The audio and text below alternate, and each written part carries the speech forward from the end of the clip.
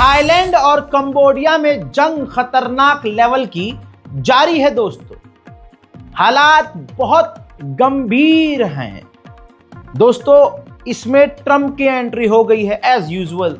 मैंने पहले ही कहा था कि अब ये दो लोग, दुनिया में कोई भी आपस में भिड़ेगा ना, भिड़वाने के पीछे अमेरिका होगा और फिर नोबेल शांति पुरस्कार के लिए कूदेगा बीच में ट्रंप। ट्रंप ने बोला है कि थाईलैंड और कंबोडिया जो हैं वो डील के लिए राजी हो गए हैं। ये जंग ठीक ऐसा ही है जैसे इंडिया और पाकिस्तान की थी और जिसे हमने धमकी देकर बंद करवाया था। यानी मोदी की लाल आंख तो है ही नहीं, 56 इंच की छाती की जगह 56 इंच की पीठ है, ये साफ दिख गया है।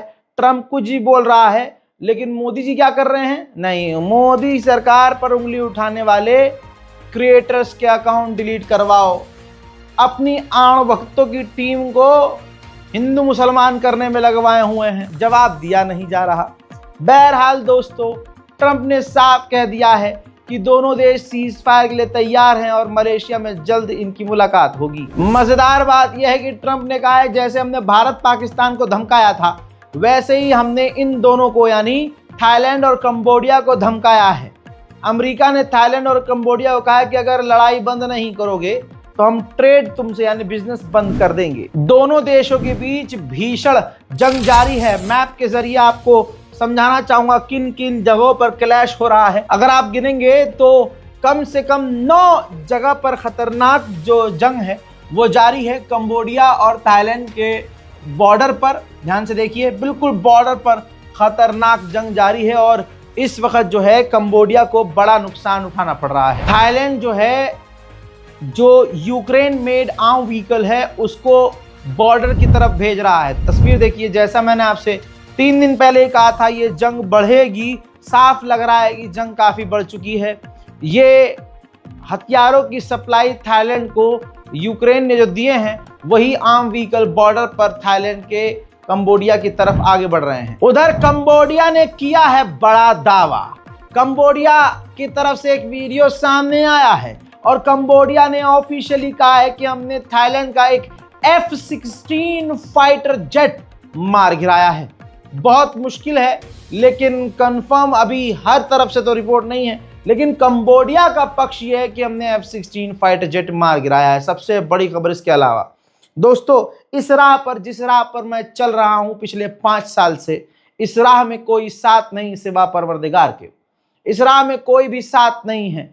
हमेशा मुझे रोका गया, चाहे घर के अंदर की बात हो, घर के बाहर की बात हो, मोहल्ले की बात हो, देश की बात हो, विदेश की बात हो। अपनों ने भी डराया, भैया मत करो बहुत मुश्किल है, मत बोला करो बहुत मुश्किल है। बात जिनको चुभती है वो तो सीधा गोलियां भी चला चुके हैं, केस भी कर चुके हैं, हमले हो चुके हैं, लेकिन ये रास्ता मैंने नहीं छोड़ा क्योंकि हम अल्लाह के मानने वाले हैं और अल्लाह के मानने वाले किसी और से नहीं डर सकते। हजरात, वैसे तो मेरे चेहरे पर आपको कोई अफसोस नजर नहीं आएगा, लेकिन ये रास्ता कुर्बानी मांगता है, बहुत बड़ी कुर्बानी भी मांगता है। हम तो फिर भी इतनी बड़ी कुर्बानी नहीं दिए हैं, लेकिन इतना यकीन है मुझे कि न किसी ने कल साथ दिया ना आज कोई साथ देगा। रजाग्राफी के इंस्टाग्राम पेज को अंध भक्तों ने प्रूव किए है।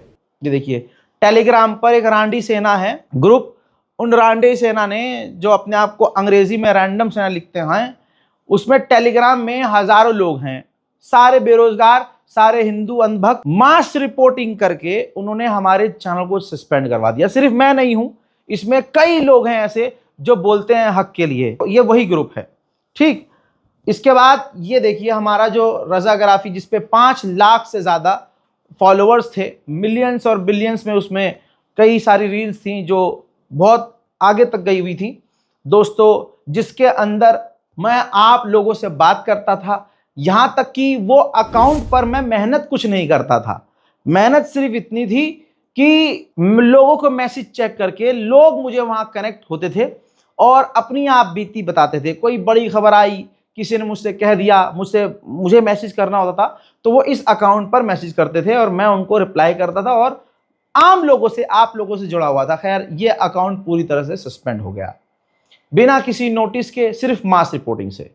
अब सोचिए, अगर एक झूठ की भीड़ एक सच बोलने वाले बड़े अकाउंट को, वेरीफाइड अकाउंट को ऐसे सस्पेंड कर सकती है और करवा सकती है, तो सोचिए मुसलमानों की भीड़ और सच बोलने वाली जो भीड़ है, जिन पर जुल्म हो रहा है, वो इकट्ठा होकर एक ग्रुप नहीं बना सके आज तक।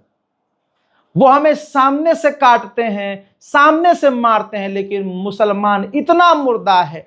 आप लोग खुद इंस्टाग्राम पर हैं, लेकिन आप में से ऐसे लाखों होंगे जिन्होंने आज तक मुझे फॉलो ही नहीं किया होगा। यही मुसलमान ऐसे हैं जिनकी मुर्दागिरी की वजह से आज हम जैसे बोलने वाले भी कई जगह सोचते हैं चलो छोड़ो, नहीं बोलो। सोच रहे हैं आप, मैं बहुत बड़ी बात कह रहा हूं। आज पूरे हिंदुस्तान में मुसलमानों को सामने से मार दिया जा रहा है। न्यायपालिका कह रही है ये बेकसूर है, इन्होंने ट्रेन में बॉम्ब ब्लास्ट नहीं किया है। उनके बाहर आने के बाद फैसला पलटवा दिया जा रहा है। ये भी तो मास रिपोर्टिंग है। मास रिपोर्टिंग मतलब झुंड, भीड़ तंत्र। जो भीड़ कहेगी मानना पड़ेगा। तो भीड़ तो हमारे पास भी है। क्या 50,000 लोग ट्वीट पर, एक्स पर जाकर लिख नहीं सकते हैशटैग ब्रिंग बैक रजाग्राफी इंस्टाग्राम? नहीं लिख सकते? नहीं लिख सकते भाई। इससे पहले भी मेरे अकाउंट ब्लॉक हुए हैं। अपने खुद मुसलमान सामने नहीं आते हैं। यकीन कीजिए, नाम नहीं लूंगा, मोहम्मद जुबैर भाई ने तो ट्वीट कर दिया है 24 घंटे के बाद, 50 कॉल करने के बाद, 50 मैसेज करने के बाद उन तक ये बात पहुंची, तो उन्होंने ट्वीट कर दिया है। बहुत बहुत शुक्रिया भाई। लेकिन ये वही मोहम्मद जुबैर भाई हैं जिनके लिए 5 साल से मैं बोला हूं। ऐसे अब उन लोगों का नाम नहीं लूंगा जिन लोगों ने मेरे लिए एक लाइन तक नहीं लिखी। सोचिए, उन लोगों के हक के लिए बोलते बोलते खुद मुझ पर FIR हुई हैं, लेकिन आज वो एक लाइन नहीं लिखे। तकलीफ ये नहीं हुई कि अकाउंट चला गया, लेकिन सबक मिला कि मेरे साथ, मेरे ही सफ में खड़े हुए लोग मेरा साथ नहीं देते। यह आज की दुनिया है। अरे भाई, उत्तर प्रदेश में तो मुसलमान नौजवान को कत्ल कर दिया गया, मुसलमान सड़क पर न उतरा। दिल्ली के मुसलमान पर घंटा कोई फर्क नहीं पड़ा। उत्तर प्रदेश में किसी किसी जगह पर सवाल उठ गया, हाँ जी ये गलत हुआ है। अभी कश्मीर में फर्जी एनकाउंटर कितने हुए, अभी भी हुआ, कितने लोगों को फर्क पड़ा? मुसलमानों को खुला खुला मारा जा रहा है। किसी को सोशल मीडिया, इस तरह से सोशल मीडिया, सिर्फ मैं नहीं हूं भाई, मैं सोशल मीडिया पर मैं अकेला थोड़ी ना हूं जिसकी आवाज दबाई जा रही है। दिक्कत यह है कि जिनके लिए हम बोलते हैं वो तक नहीं बोलते हैं। बहरहाल, जो है मेरे साथ उनका बहुत बहुत शुक्रिया। अंडुओं ने सोचा था कि मैं उनकी रिलाई बंद कर दूंगा, बाबू अब तो तेल लगा के लेंगे तुम्हारी। वापस आएंगे, बहुत जल्द आएंगे। 4-5 लाख फॉलोवर थे। इंशाल्लाह इस बार आप पर तो नहीं, लेकिन परवरदिगार पर भरोसा है कि 1 मिलियन से ऊपर बहुत जल्द क्रॉस करेंगे।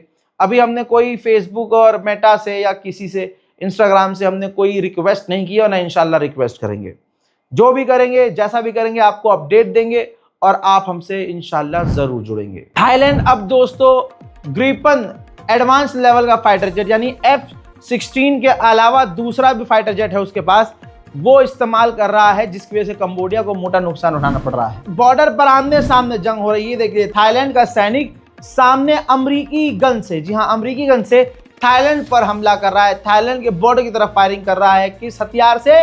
अमेरिकी हथियार से। यानी पूरी दुनिया को हथियार देने वाला यही अमेरिका है। इसको भी देगा, इसको भी अमेरिकी हथियार देगा और दोनों को आपस में लड़वा कर खुद मजे लेगा। इसके अलावा अब थाईलैंड बड़ी तेजी से कंबोडिया पर भारी पड़ रहा है। सड़क से खेतों में खड़े होकर, यानी सड़क पर से भी, खेतों में खड़े होकर भी MLRS दाग रहा है थाईलैंड।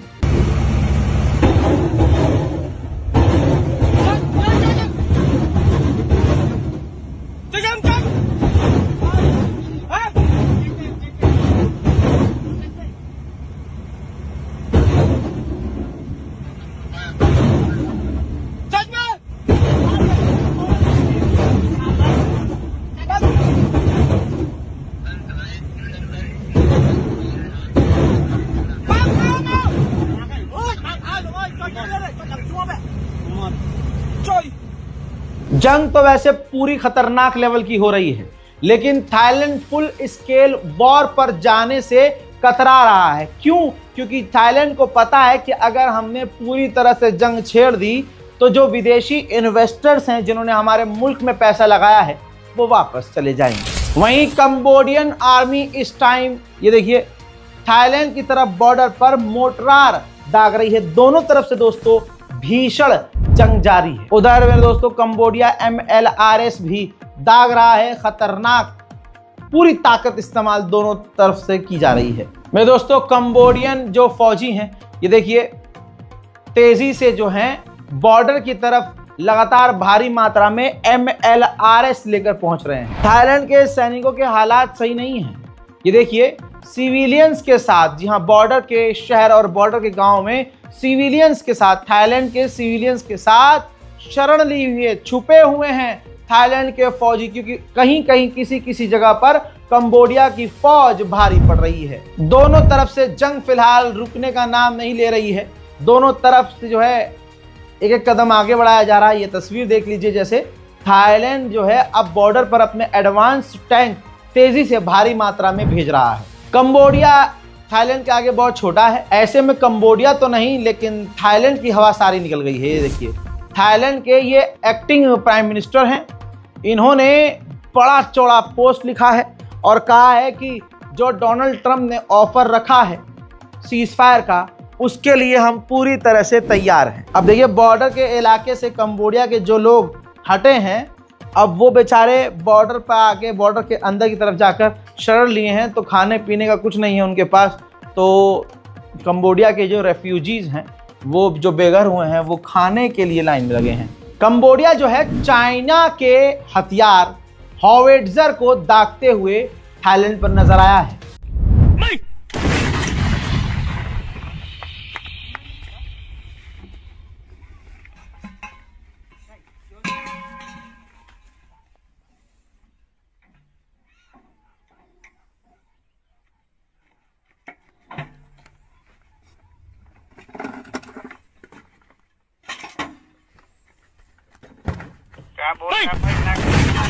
जैसा मैंने आपको बताया कि मलेशिया के अंदर दोनों देश, फिलहाल अपडेट आया है कि दोनों देश मलेशिया के अंदर मिलने को और बातचीत करने को तैयार हो गए हैं। थाईलैंड जो है ट्रेडिशनली जो चीज़ें हैं वो यूज़ करता है। जैसे थाईलैंड में ये हाथी देखिए, हाथी फौजी हाथी है भाई, अनोखी चीज़ है, तो मैंने सोचा आपको दिखाऊं। प्रॉपर उसने जो है फौजी की पैंट, फौजी की शर्ट और कैप तक लगाई हुई है, हथियार तक जो है कमर में बंधे हुए हैं। ये थाईलैंड की संस्कृति है, वो क्योंकि थाईलैंड में हाथी बहुत होते हैं, तो ऐसे जानवरों का इस्तेमाल जंग में थाईलैंड ऐतिहासिक तौर से करता आया है।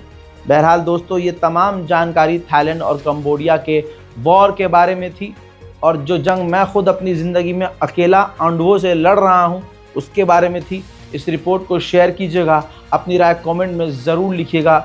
ये फ़िलहाल जो है रज़ाग्राफी अनस्क्रिप्टेड मेरा दूसरा जो हमेशा बैकअप अकाउंट था, ये चालू है। फ़िलहाल आपके पास कोई बड़ी खबर है, आपके पास मेरे लिए कोई बड़ा पैगाम है, आप सीधा इस मेरे दूसरे अकाउंट पर मैसेज कर सकते हैं, इनबॉक्स DM कर सकते हैं। उसके बाद मैं आपको बहुत जल्द बताऊंगा कि हम ये, क्योंकि ये मेन अकाउंट मैं इसको नहीं बनाऊंगा, कोई हम दूसरा ही अकाउंट सामने रखेंगे, जिसके बाद मैं आप लोगों से रिक्वेस्ट करूंगा कि उसको फॉलो करें।